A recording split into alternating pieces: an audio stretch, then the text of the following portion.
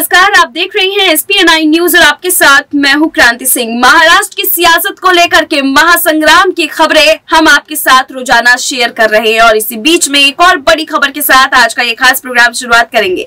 आपको बता दें कि संजय राउत और एकनाथ शिंदे के मिलने की खबरें जो है वो सामने निकल करके आ रही है और आज इसी मुद्दे पर जो है चर्चा करेंगे हम। कैसे संजय राउत के साथ दोस्ती क्या एकनाथ शिंदे की बढ़ती हुई नजर आ रही है और इस दोस्ती के सबसे ज्यादा फायदे में इस वक्त उद्धव ठाकरे क्यों नजर आ रहे हैं, इस सवाल के साथ जरूर शुरू करेंगे। लेकिन उससे पहले हम आपको छोटी सी बात बता दें कि महाराष्ट्र की सियासत में इन दिनों बीजेपी खेमे पर एक के बाद एक वार हो रहा है और सिर्फ वार ही नहीं, बीजेपी के खेमे पर जो है कमजोरी, यानी कि जो सबसे बड़ी कमजोरी के रूप में एकनाथ शिंदे नजर आ रहे हैं, उनकी वजह से पूरा बीजेपी खेमा इस वक्त हड़कंप में है। तो चलिए सबसे पहले मैं अपने साथी का स्वागत कर लूंगी। ऋतिक, आपका बहुत बहुत स्वागत है। ऋतिक मेरे साथ जुड़ चुके हैं और आपको बता दें कि महाराष्ट्र की सियासत में महासंग्राम की लकीर जो है वो किस हिसाब से खींची जा रही है, क्या उसकी तरफ से जो है देखे जा रहे हैं, कौन सा राजनेता आगे चल रहा है, कौन राजनेता पीछे और कौन सी नई कहानी पर्दे के पीछे चल रही है, इस तमाम मुद्दे को लेकर के चलिए चर्चा की शुरुआत करते हैं। ऋतिक, किस तरीके से देख रहे हैं यहाँ पर संजय राउत का जो है, जैसे वो जेल से बाहर आते हैं उसके बाद उनके एक एक जो है बातों को अगर हम ध्यान से सुने तो कभी वो यहाँ पर बीजेपी के लिए अच्छे बन जाते तो कभी उद्धव ठाकरे के लिए।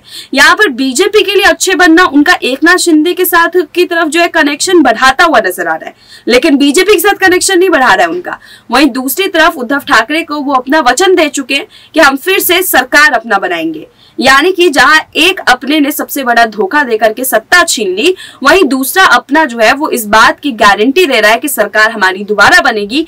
उद्धव ठाकरे के लिए क्या संजय राउत मेहनत कर रहे हैं और क्या माना जा सकता है कि संजय राउत जो है अपने बोल में जो फेर बदल कर रहे हैं ताकि वो अच्छा बन सके दूसरी पार्टी के सामने, क्या वो इसलिए ताकि वहां से शिंदे की वापसी पार्टी के अंदर करवा सके? देखिए, बहुत बहुत शुक्रिया। जिस तरीके से देखा गया कि संजय राउत जब जेल में थे, उस समय जब जेल से बाहर आए तो कहीं ना कहीं एकनाथ शिंदे से मिलने का कयास लगाया जा रहा था कि एकनाथ शिंदे से मिलेंगे, चाय पानी पियेंगे, एकनाथ शिंदे के साथ बैठकर मुलाकात करेंगे। लेकिन सबसे बड़ी बात निकल कर ये आई कि एकनाथ शिंदे जब जेल से बाहर आए तो उद्धव ठाकरे से मिलने जाते हैं, उद्धव ठाकरे से बात करते हैं और उद्धव ठाकरे संजय राउत से मिलने के लिए एक बार भी जेल नहीं गए, एक बार भी मुलाकात नहीं की। तो आप समझ सकते हैं कि संजय राउत आज भी उद्धव ठाकरे के साथ है। लेकिन जो एकनाथ शिंदे की जो आंतरिक कला है, एकनाथ शिंदे की जो है देवेंद्र फडणवीस से लड़ाई है, ये कहीं ना कहीं इशारा करती है कि इन दोनों नेताओं में टूट होगी और इनमें से एक नेता कहीं ना कहीं उद्धव ठाकरे का आंगन थाम सकता है। कि इस टूट का सीधा सीधा फायदा संजय राउत जो है वो उठाने की कोशिश में है और यहाँ पर जो है उनको पार्टी की तरफ खींचने के लिए। लेकिन एक बात तय है, अगर संजय राउत का साथ एकनाथ शिंदे देते हैं, अगर एकनाथ शिंदे नहीं देते हैं, देवेंद्र फडणवीस साथ देते हैं, तो तीन चेहरा बड़े होंगे। तीन चेहरा कौन कौन से? एक तो एकनाथ शिंदे या फिर देवेंद्र फडणवीस, और उसमें दूसरा चेहरा होगा यहाँ पर जो है इनका संजय राउत का, तीसरा चेहरा होगा यहाँ पर उद्धव ठाकरे का। और अगर ये तीन चेहरे एक साथ आ गए तो शरद पवार ने जो एक भविष्यवाणी की थी, जो उन्होंने एक ऐलान किया था, वो सार्थक सिद्ध हो जाएगा, यानी कि उद्धव ठाकरे सीएम बन जाएंगे। लेकिन घाटा देखा जाए तो दोनों तरफ से एकनाथ शिंदे को है और अगर एकनाथ शिंदे जो है बीजेपी पार्टी में नहीं रहते हैं, यहाँ पर उद्धव ठाकरे का साथ दे देते हैं, तो एकनाथ शिंदे जो है यहाँ पर डिप्टी सीएम बनेंगे, जो कि आज मुख्यमंत्री है। जी बिल्कुल, देखिए यहाँ पर जो है डिप्टी सीएम और मुख्यमंत्री का पद जो है हमेशा से हम देख रहे हैं कि कभी किसी के खेमे में जा रहा है तो कभी किसी के खेमे में जा रहा है। एक लड़ाई बहुत तेजों से शुरू हुई यहाँ पर जब उद्धव ठाकरे ने जो है सीएम पद पर बैठे, उनके विरोध में यहाँ पर एकनाथ शिंदे सामने निकल करके आए। एकनाथ शिंदे जो है उन्होंने वो कुर्सी छीन ली। अब डिप्टी सीएम के तौर पर देवेंद्र फडणवीस है, जो कि पहले मुख्यमंत्री थे लेकिन आज डिप्टी सीएम है। तो यहाँ पर हम ये समझ सकते हैं कि अब उन्हें भी या तो मुख्यमंत्री पद चाहिए या तो फिर कुछ ऐसा चाहिए जिससे कि वो आगे जो है अपने कदम बढ़ा सके। बहरहाल भाजपा उनके लिए कुछ ना कुछ जरूर सोच रही होगी, लेकिन यहाँ पर भाजपा के खेमे में सेंधमारी की कोशिश एक सुगबुगाहट के तौर पर सामने निकल करके आ रही है, तो वो यूं ही नहीं निकल करके आ रही है। महाराष्ट्र की सियासत में इतना बड़ा खेला करने की कोशिश जो है वो संजय राउत कर रहे हैं, क्या इसकी भनक जो है उद्धव ठाकरे को थी, इसीलिए उद्धव ठाकरे इस तरीके से दिखा रहे कि नहीं नहीं यहाँ पर संजय राउत जो है वो उनके ज्यादा चाहते हैं? यहाँ पर सवाल यही रहेगा ऋतिक कि संजय राउत की जो कोशिश है अगर वो रंग लेकर के आती है तो उधर से गुट को अपने पास वापस बुलाने के बाद एकनाथ शिंदे के साथ उद्धव ठाकरे क्या करेंगे? अब बिल्कुल देखिए, मैं आपको साफ तौर बता दूं, संजय राउत जब जेल में थे तब ये देखा जा रहा था कि एकनाथ शिंदे या जो तमाम बीजेपी के नेता उनको बाहर लाने की कोशिश करेंगे।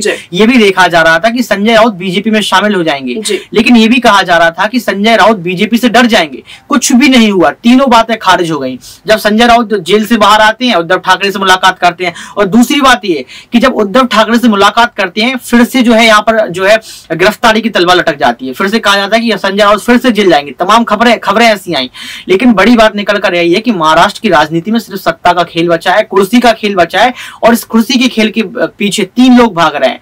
3 लोगों का मैं नाम लेना चाहूंगा, देवेंद्र फडणवीस, एकनाथ शिंदे और उद्धव ठाकरे। उद्धव ठाकरे पूरी कोशिश कर रहे हैं कि बीजेपी पार्टी में टूट हो जाए, एकनाथ शिंदे और देवेंद्र फडणवीस अलग अलग हो जाएं, और इस अलग अलग करने में जो है संजय राउत का बड़ा हाथ है। अगर संजय राउत जो है यहाँ पर एकनाथ शिंदे को अपने पास ले आते हैं तो पार्टी का जीतना तय है, उद्धव ठाकरे का जीतना तय है। लेकिन जैसा कि आपने कहा है कि क्या यहाँ पर संजय राउत बीजेपी में जा सकते हैं, तो संजय राउत बीजेपी पार्टी में बिल्कुल नहीं जाएंगे, क्योंकि उनको जेल में बीजेपी पार्टी की वजह से ही रहना पड़ा। और आप देखिए, संजय राउत बड़ा चेहरा है। शरद पवार ने भी कहा था कि आने वाला वक्त उद्धव ठाकरे का है, इस तरीके की भविष्यवाणी की थी। तो कहीं ना कहीं आप समझ सकती हैं कि संजय राउत कोशिश ये करेंगे कि बीजेपी पार्टी के तमाम नेताओं को उद्धव ठाकरे के साथ मिला दें, लेकिन ये कोशिश कभी नहीं करेंगे कि वो उद्धव का साथ छोड़कर जो है बीजेपी में चले जाएं या एकनाथ शिंदे का साथ दे दें। जी बिल्कुल।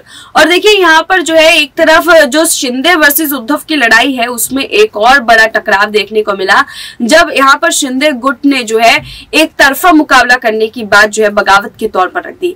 यहाँ पर ऋतिक, देखा गया बीते दिनों जैसे ही चुनाव हुए तो चुनावों के दौरान जो है उद्धव ठाकरे की टीम को देख करके शिंदे गुट ने ये ऐलान कर दिया कि नहीं, इस जगह से उद्धव ठाकरे अकेला चुनाव लड़ेंगे। यानी कि वहां से ना बीजेपी उम्मीदवार को खड़ा होने दिया और ना ही शिंदे गुट को खड़े होने दिया। तो इससे क्या समझाया जाए कि शिंदे का गुट जो है वो पहले से ही कमजोर है, जिसको भेद तो ऐसे ही पालेंगे। बिल्कुल, देखिए शिंदे का गुट पहले से कमजोर है। शिंदे क्यों मुख्यमंत्री बने ये सब जानते हैं, और दूसरी बात ये है कि आखिर देवेंद्र फडणवीस को क्यों पीछे रखा ये भी सब जानते हैं। उद्धव ठाकरे महाराष्ट्र के सीएम रहे हैं और उद्धव ठाकरे को सब लोग समझते हैं, राजनीति समझते हैं। उद्धव ठाकरे कितनी बार जो है सुर्खियों में आए, लगातार एक के बाद एक सौगात दी, इसके बावजूद भी उनके साथ पक्षपात हुआ, उनको जो है धोखा मिला। धोखा मिलने के बाद भी उद्धव ठाकरे हार नहीं माने, आज भी लड़ने को तैयार हैं। और जिस तरीके की ये खबरें सामने आई कि ये नहीं किया वो नहीं किया, ये बीजेपी की नाकामी है, ये शिंदे की नाकामी है। ये तय नहीं करता है कि उद्धव ठाकरे कमजोर हैं या फिर शिंदे कमजोर हैं। यहाँ पर ये इशारा है कि उद्धव ठाकरे के लिए चुनाव लड़ने के लिए कौन आ सकता है आगे। अगर एकनाथ शिंदे आगे आते हैं, एकनाथ शिंदे मजबूत नेता है तो चुनाव लड़िए, फिर भी आप पीछे भाग जाते हो, दलील क्या पेश करते हैं कि लड़ा नहीं। तो मैं साफ तौर पर कहना चाहूंगा यहाँ पर कि तमाम नेता आज उद्धव ठाकरे के साथ इसलिए आ रहे हैं, आज बीजेपी पार्टी में इसलिए आंतरिक कलह है कि क्यों ना क्यों आप समझ सकते हैं कि सीएम कुर्सी का पूरा खेल है और सीएम बनना ही सब कोई चाहता है। तो उद्धव ठाकरे का जो है लगभग लोग साथ देंगे। जी बिल्कुल। और देखिए, एक आखिरी सवाल की तरफ हम यहाँ पर बढ़ेंगे, उसके बाद आपसे इजाजत लेंगे। देखिए, यहाँ पर उद्धव ठाकरे का जो इस वक्त समीकरण हमने जनता के बीच में एक सर्वे करवाया था ऋतिक, तो वहां पर जो है सर्वे रिपोर्ट के मुताबिक जो है यहाँ पर उद्धव ठाकरे का रिपोर्ट कार्ड जो है वो ज्यादा मजबूत नजर आया, यानी कि 60+ की वोटिंग जो है वो उद्धव ठाकरे के लिए हुई। वहीं पर एकनाथ शिंदे के लिए जो है वो 40 से भी कम प्रतिशत रहे।